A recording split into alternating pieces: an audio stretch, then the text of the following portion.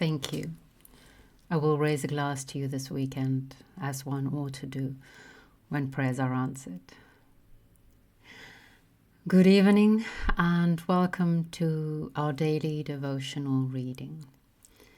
A special welcome to the members of our make-believe monastery. It is always good to have you here. Let's sigh out as we always do and let the day fall off.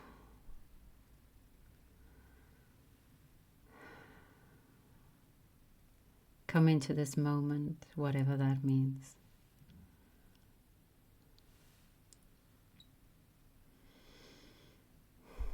Just be. I think that's what it means, to just be.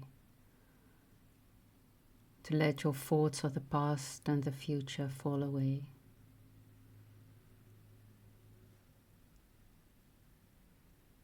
To just pay attention to your thumb and your finger.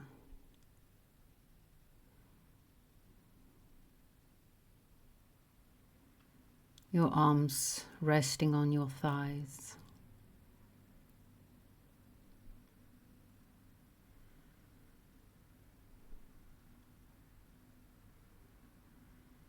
Your slouched shoulders.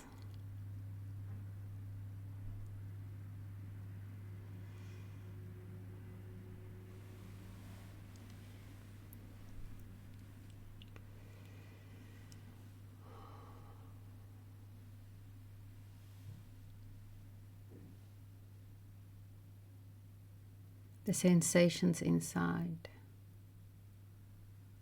the emotions that flow through you.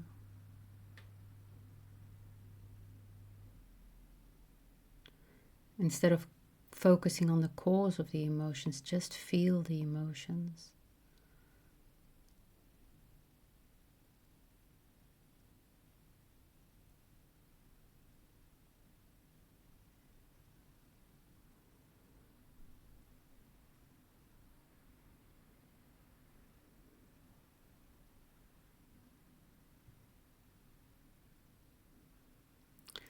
And then sink deeper if you can, deeper and deeper.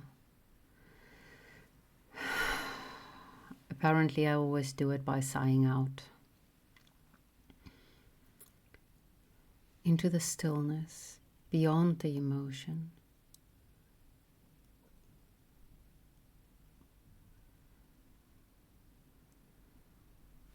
I'm drawn to my solar plexus, I think it's called.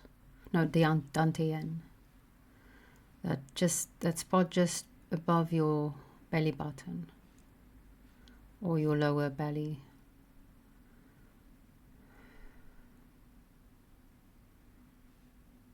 The grounded feeling, the seated feeling.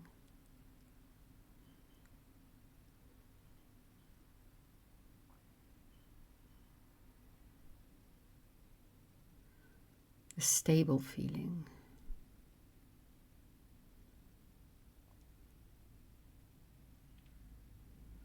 Something between a laughing Buddha and the Green Man, or Tom Bombadil. Oh, now I can't remember his name, but you know who I'm talking about, I'm sure. And if you don't, it's not important. An earthy,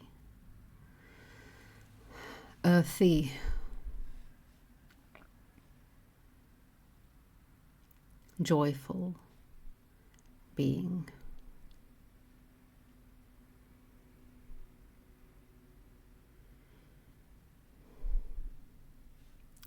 And from that place of playful joy, let's read Plato.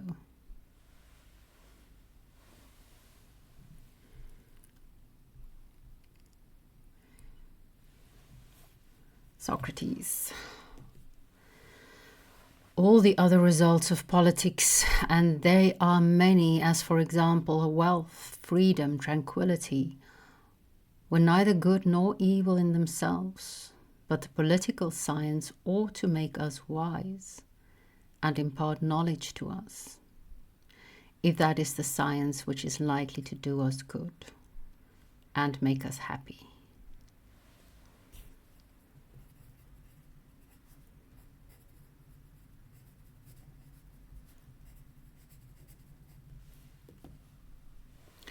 Crito: yes, that was the conclusion at which you had arrived, according to your report of the conversation. Socrates: and does the kingly art make men wise and good? Crito: why not, Socrates? Socrates: what, all men and in every respect, and teach them all the arts, carpenting and cobbling and the rest of them? Crito: I think not, Socrates. Socrates: but then what is this knowledge, and what are we to do with it? For it is not the source of any works which are neither good nor evil, and gives no knowledge, but the knowledge of itself. What then can it be? And what are we to do with it? Shall we say, Crito, that it is the knowledge by which we are to make other men good?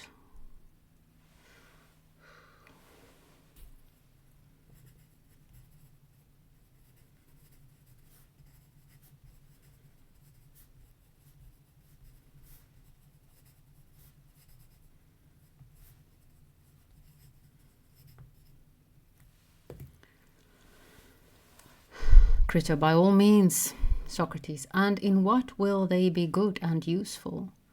Shall we repeat that they will make others good? So what is the ultimate, the underlying source of goodness? And that these others will make others again, without ever determining in what they are to be good. For we have put aside the results of politics, and as they are called, this is the old song over again, and we are just as far as ever, if not farther, from the knowledge of the art or science of happiness.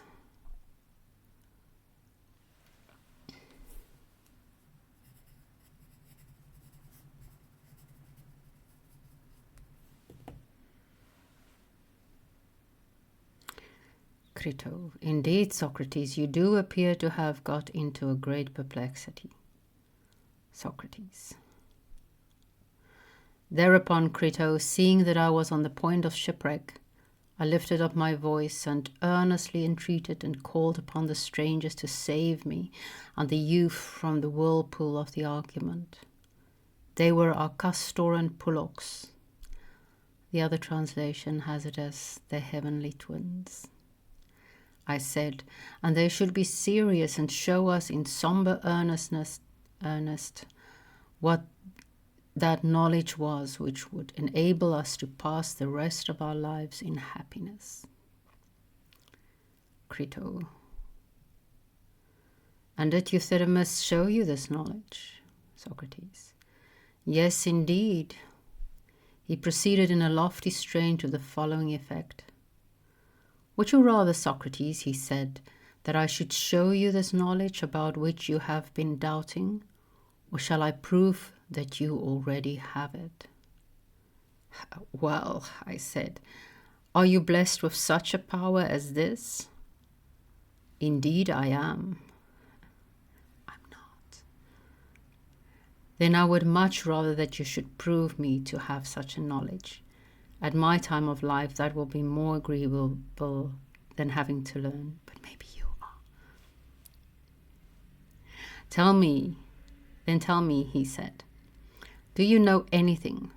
Well, yes, I said, I know many things, but not anything of much importance.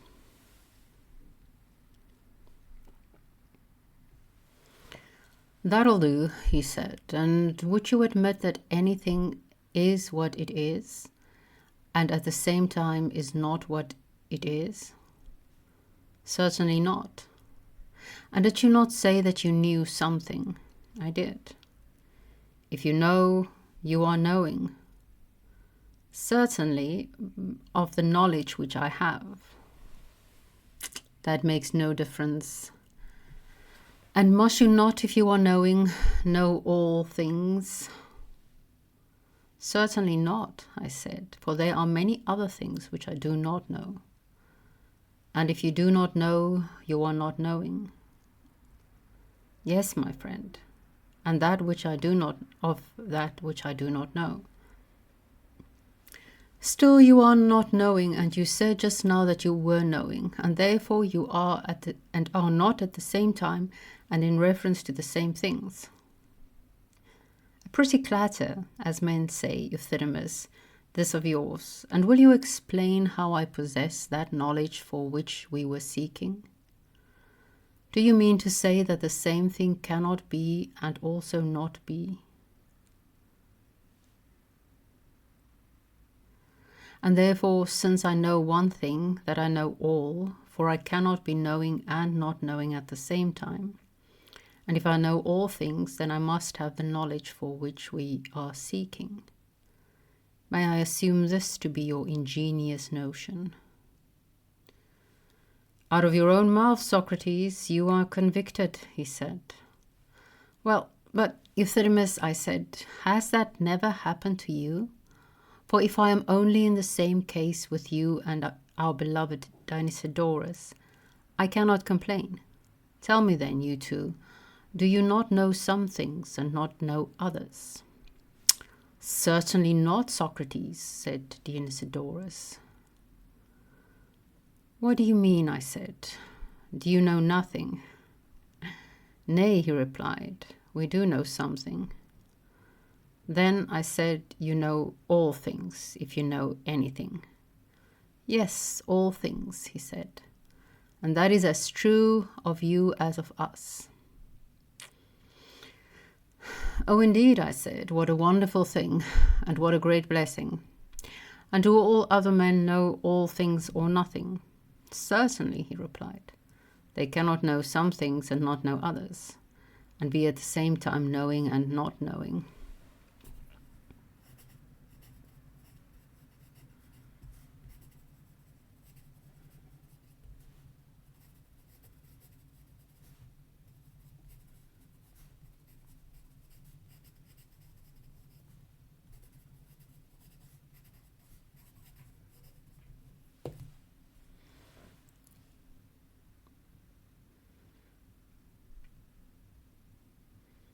Oops.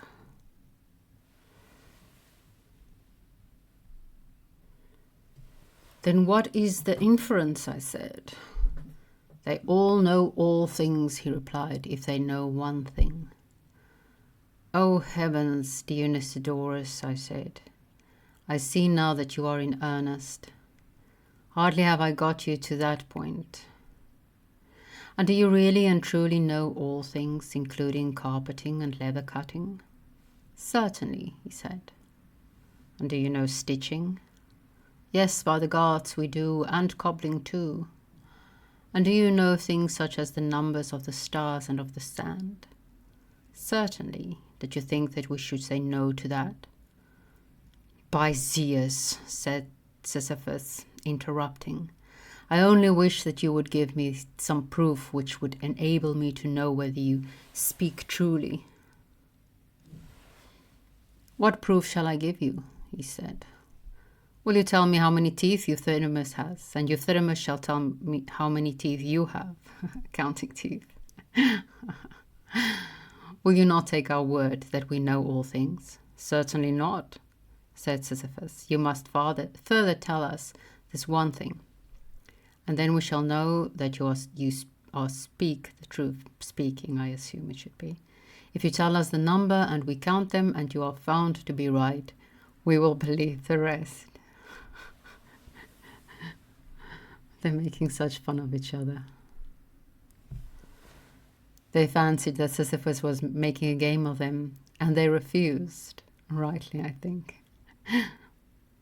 And they would only say in answer to each of these questions that they knew all things. For at last Sisyphus began to throw off all restraint. No question, in fact, was too bad for him. He would ask them if they knew the foulest things, and they, like wild boars, came rushing on his blows, and fearlessly replied that they did. At last, Crito, I too was carried away by my incredulity, and asked Euthydemus whether Dionysodorus could dance.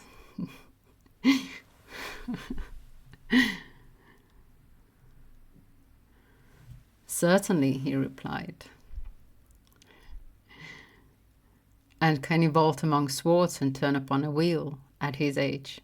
Has he got to such a height of skill as that? He can do anything, he said. And that you always know this. Always, he said. When you were children and at your birth, they both said that they did. This we could not believe, and Euthydemus said, You are incredulous, Socrates, ye of little faith. Yes, I said, and I might well be incredulous, if I did not know you to be wise men. But if you will answer, he said, I will make you confess to similar marvels. Well, I said, there is nothing that I should like better than to be self-convicted of this.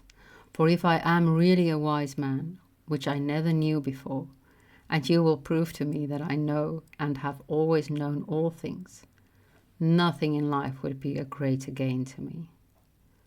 Answer then, he said. Ask, I said, and I will answer. Do you know something, Socrates, or nothing? Something, I said. And do you know with what you know, or with something else? Do you know with what you know, or with something else? With what I know, and I suppose that you mean with my soul. Are you not ashamed, Socrates, of asking a question when you are asked one? Well, I said, but then what am I to do? For I will do whatever you bid. When I do not know what you are asking, you tell me to answer nevertheless, and not to ask again? Why, you surely have some notion of my meaning, he said. Yes, I replied. Well then, answer according to your notion of my meaning. Yes, I said, but if the question which you ask, in one sense, is understood and answered by me in another, will that please you, if I answer what is not to the point? That will please me well enough, but will not please you equally well, as I imagine. I certainly will not answer unless I understand you, I said.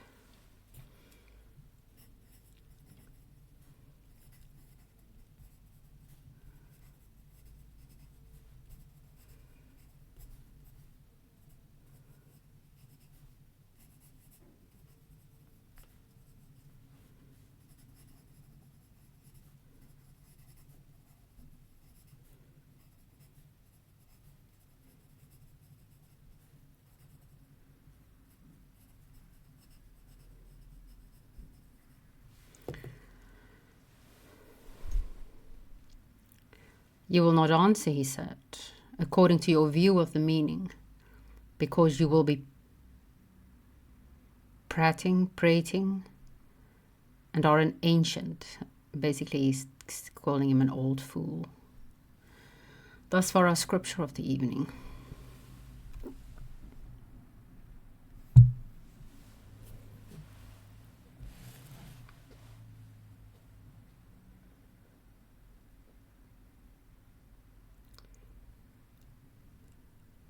The last thing I wrote down was, if you do not care about the truth, any response will be well enough. You will be pleased by any response. Because what the twins want to do is simply to play with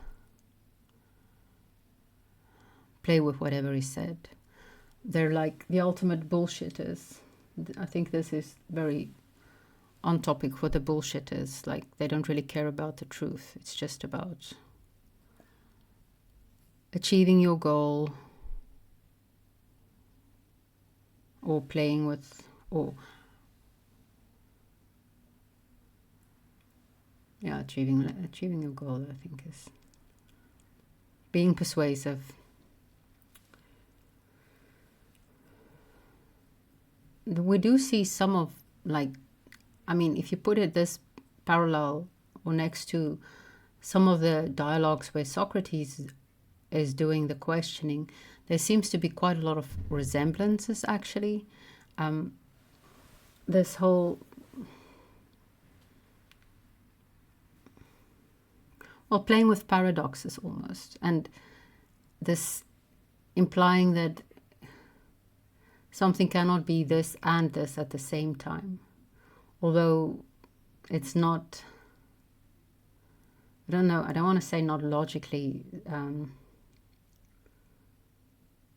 it doesn't logically follow, but it from common sense, it just doesn't follow that something, of course, someone, Socrates uses often the like, how can someone be both taller and shorter then? And things like that, which we know it's a category error almost, I want to say, although I'm probably using that completely wrong. I still have a lot of learning to do. Alas, alas.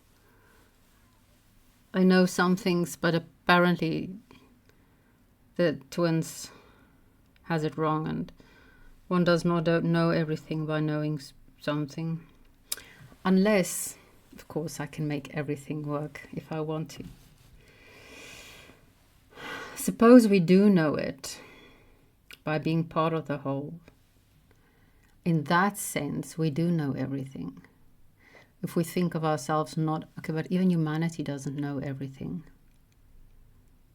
But the whole, even the whole, it feels to me actually is still trying to discover, still trying to learn, still seeking for understanding and knowledge and truth and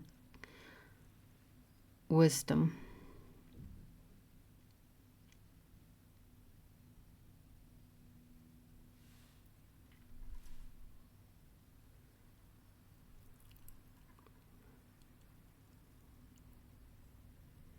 And we're part of that search.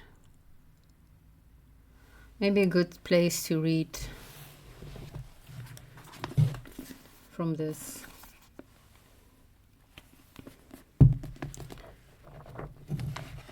I'm busy with deification now.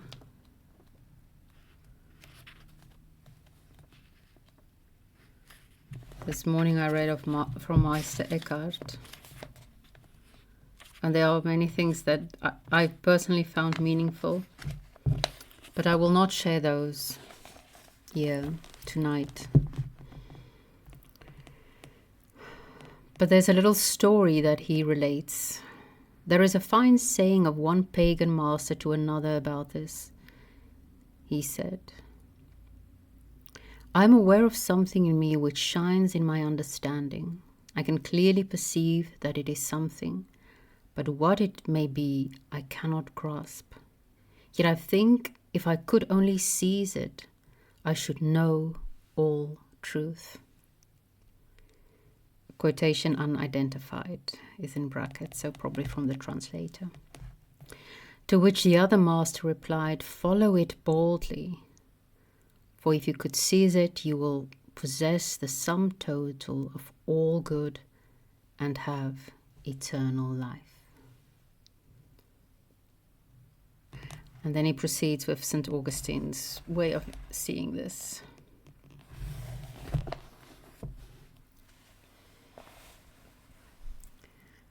The Holy Grail.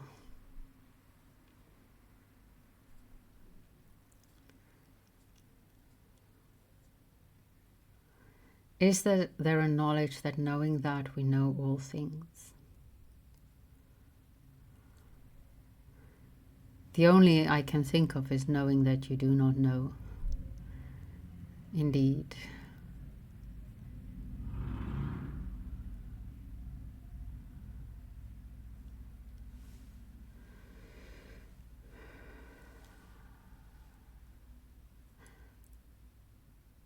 But seizing that knowledge as if it is the Holy Grail, not in despair, but as a source of inspiration, drawing you forward.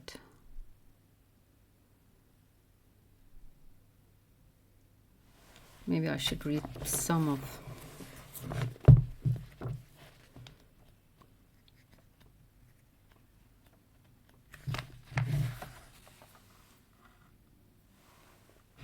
Because this unknown knowing keeps the soul constant and yet spurs her on to pursuit.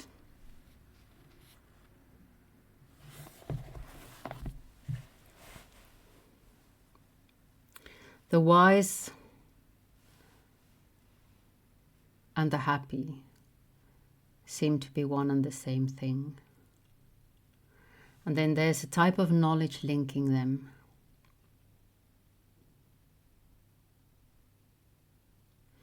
Maybe it's simply a type of knowledge about the wonder of the world.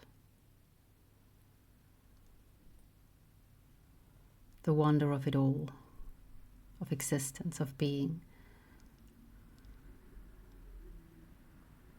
of loving, of knowing.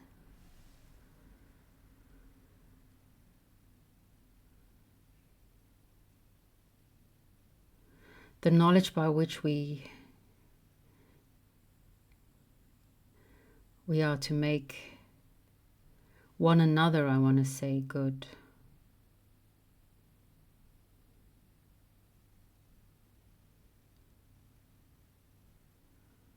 He says, by which we make others good. I think it's always mutual. It's always give and take. It's always one another. The art of happiness, I wrote down as well.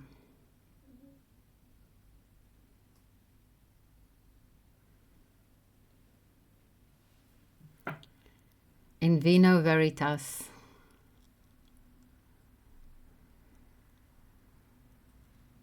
Oh, no, I can't remember the Latin for happiness. Oh, I know it. No, Laudius praise.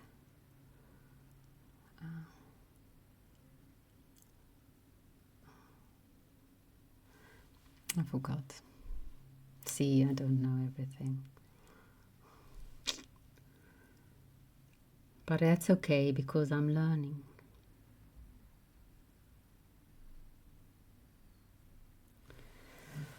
I think I will make it a short one tonight if you don't mind. I still have some preparations to do.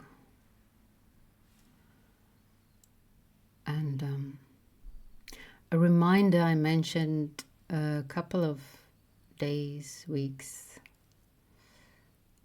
ago, not months, I'm sure, that I will be going on a journey, a pilgrimage, an adventure.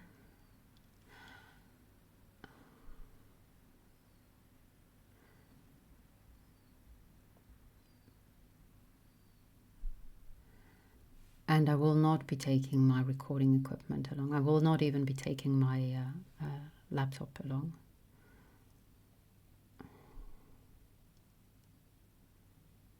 Which is basically my recording equipment. Because I have limited space and I have to take ritual dresses. I'm not even taking makeup, but I'm taking my ritual dresses. That's the strange world of a priestess, I suppose. I will be taking sunscreen. That's important.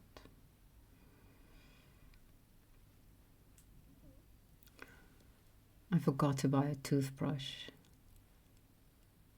I need a new toothbrush. I'll get one tomorrow at the airport. It's going to be expensive. Oh no, there's a Hema at the airport. I can get one at the Hema. Won't be that expensive. It's normal prices for the shop. They don't have additional airport costs. So I'll be away. We will not have any daily devotionals for a couple of days. I won't be away that long, but I am taking the liberty to not specify the amount of time I will be away, because I foresee that I will need at least the night that I'm back for the first time to just be alone. And I might need more than that. I don't know. So I will return when I'm capable of doing so.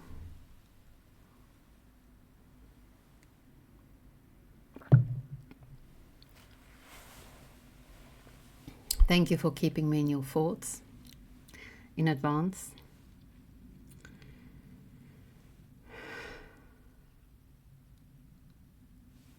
I will see you on the other side. And may the spirit of Sophia, whoopsie daisy, may the spirit of Sophia remain with you until we meet again.